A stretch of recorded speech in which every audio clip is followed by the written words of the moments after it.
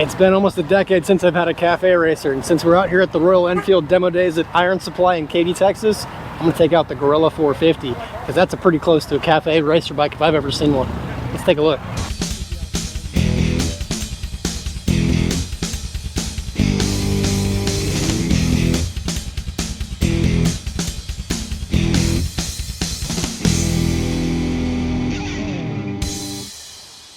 Looks to be the same platform as the Himalayan 450. You've got a liquid cooled motor, exhaust looks identical, obviously different frame, suspension, chassis.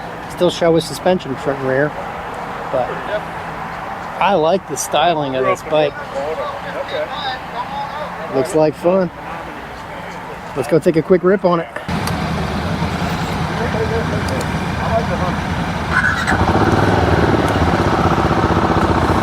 Alright, we are on the 2025 Royal Enfield Guerrilla 450. A USB charging port down there, that's pretty cool. So this is only the second time I've ever ridden the Royal Enfield. I just came off of a demo of the Himalayan 450. This is the same engine as that bike, but it is a very different bike. Much lower seat height, different bars, quite a bit lighter apparently. So the reason I chose to ride this bike, I love me some cafe. I think cafe bikes are a lot of fun. They just look cool, they feel cool. I wanted to see what this bike felt like, because while not a cafe setup, this could very easily be turned into a cafe bike because it's got that stylistic tail, very open frame, just looks really cool. Just put on some flat bars, low mirrors.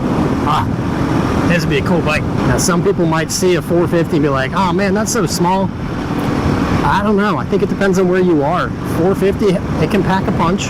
This bike puts out about 40 horsepower, so it's not gonna pull the bars out of your hands as you're riding it. It is very approachable for a beginner rider, but it also has the style that might draw somebody to build a custom bike out of. Very, very smooth so far. The tank is really low compared to what I'm used to. I have a bunch of different motorcycles, but the one that I bought most recently is an Ibex 450. So, you know, big adventure style bike, big seat height, big fairings and dash everywhere. But I've also got Z1000s, I've got supermotos, I've had a whole bunch of different motorcycles. This is more like cruiser style than what I typically have. Many years ago I had an RD 350 cafe bike that I built from pieces, like 6 different motorcycles. I think this tank reminds me a bit of that in the sense that it's like at my knees. I actually kind of dig this bike. I love the style of it so far. It feels like fun, like it's a jump around town bike. This is not a touring bike. There's obviously no windscreen or fairings, so you're not going to be going on really long rides on this bike, but you could still have a lot of fun with it.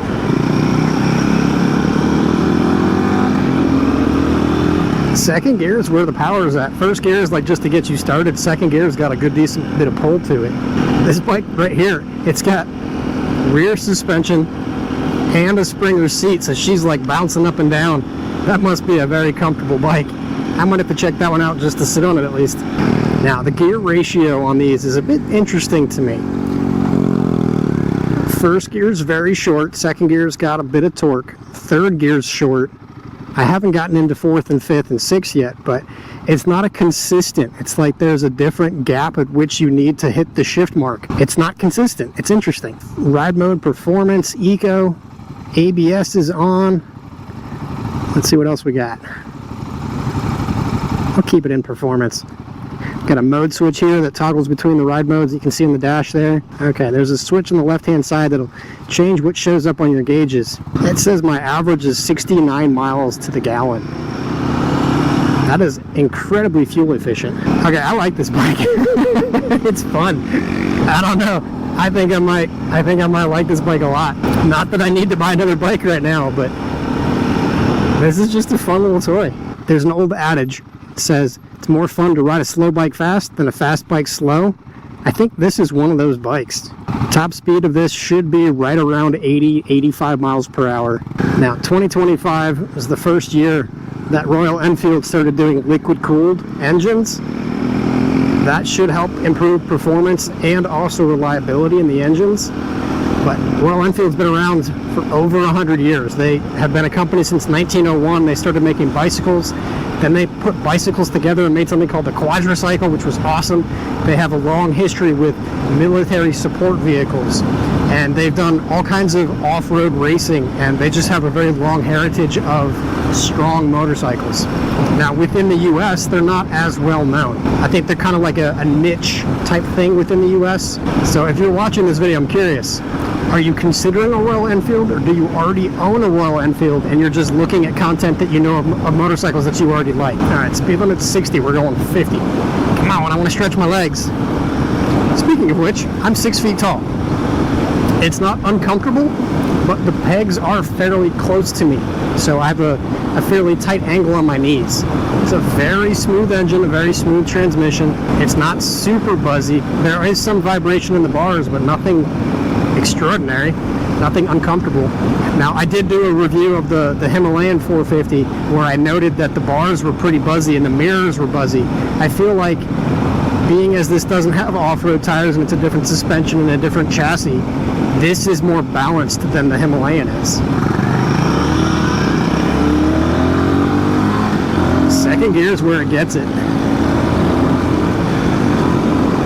It's funny.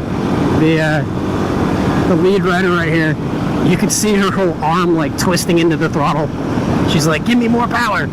I think that's a 350. Royal Enfield does not make large CC motorcycles. They try to keep them simple. I think the biggest one they have in their lineup right now is a 650. They have a couple different models that have a 650 engine in it. In the forks, you've got Showa suspension, but it is non-adjustable. You've got no preload, no compression, no rebound adjustments. It's just, you get what you get. A lot of manufacturers do that to keep the costs low.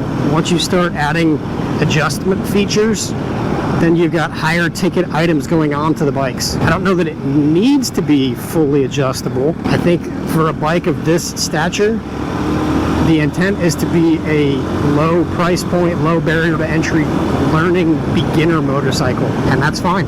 Very few people buying their first street motorcycle are going to look at it and go, I need full suspension adjustability.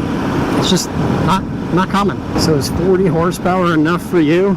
I had a friend many years ago, he said, everybody can twist the throttle, not everybody can control it. I think that's still an incredibly valid point. You could have 180 horsepower and go real fast in a straight line, but do you need to? Do you really want to? Unless you're drag racing or you're going to track days, you don't need that on public roads. Now, one thing that I look for in suggesting bikes to people is, where are you riding it? What kind of snap of power do you need?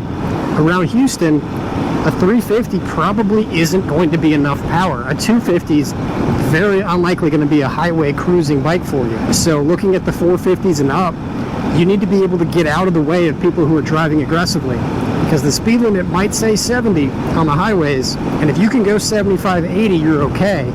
But there are plenty of times a day where people are doing 90, 95 miles an hour as the traffic flow. That's not one or two people, that's the whole bit of traffic around you. So getting on a smaller bike on the highway might not be the best thing. I did just recently buy that Ibex 450, and one of my biggest complaints, and why I say it's not necessarily the unicorn that people say it is its highway performance. 85 miles an hour, I'm pretty close to the red line of the engine, which means I don't have a whole lot left. So if I'm going 85, that's all I got. Yep, she's on the classic 350. Check this out, look at the tachometer. My hand is off. Oh, I can't do it right now. When you let the clutch out, it will actually increase the revs so that you are less likely to stall. Man, second gear has got massive torque compared to first gear. It's funny how different they are. Like, they're two totally different bikes at that point. It's a very quiet bike, very unassuming, I guess, except for the color. Look at the color combo and you're like, hey, that's cool. I don't know, I love bright, vibrant bikes. I don't love the levers. The levers are like a fat lever. They just don't feel really sporty. You know, this bike kind of reminds me of the CLX 700 from CF Moto. I really enjoyed that bike too.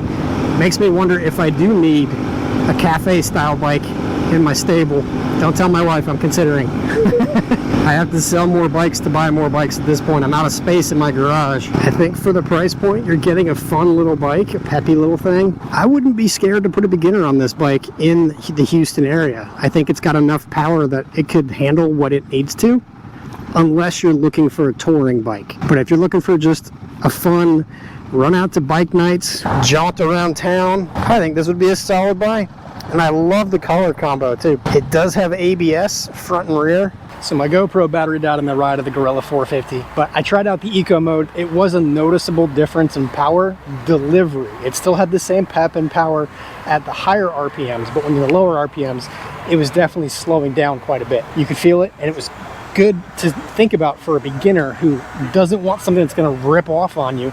Again, it's a 450, so it's not super fast to begin with, but having a more moderate acceleration point is a good thing for a beginner rider. It does have a very basic suspension, as I mentioned in the video, but it's still a good ride. I had a lot of fun with it. I really enjoyed it. And when I looked at the price, it's only $5,300. So that's a really good entry-level price point bike. It's really comparable with the Ninja 500 if you're looking for something more of a naked bike or a cafe style. I really like the styling of it. I think it looks awesome, and I think it's a good buy at that price point too. I want to give the crew at Iron Supply a shout out for hosting this event.